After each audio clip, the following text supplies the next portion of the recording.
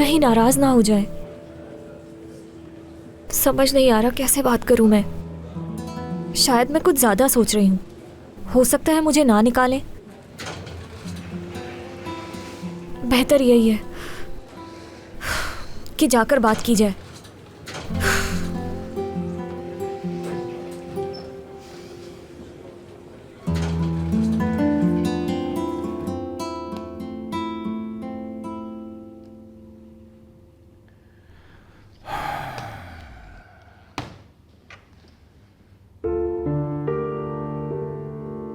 या खुदा, मैं अपने काम पर फोकस नहीं कर पा रहा। बेहतर होगा कि घर चला जाता हूं मैं।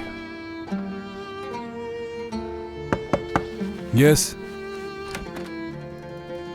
सर, आपसे बात हो सकती है? मैं बस निकल रहा हूं ज़ैनब। अगर बहुत ज्यादा जरूरी नहीं है तो फिर बाद में बात करते हैं। जी ठीक है। ज़ैनब, आ जाओ, अंदर आ जाओ।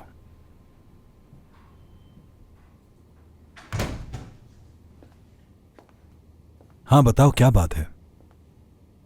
सर, आप जानते हैं मुझे इस ऑफिस में बैरन साहिबा ने रखा था, और अब जब वो यहाँ से चली गई हैं तो मेरे पास कॉफ़ी लाने के अलावा और कोई काम नहीं है।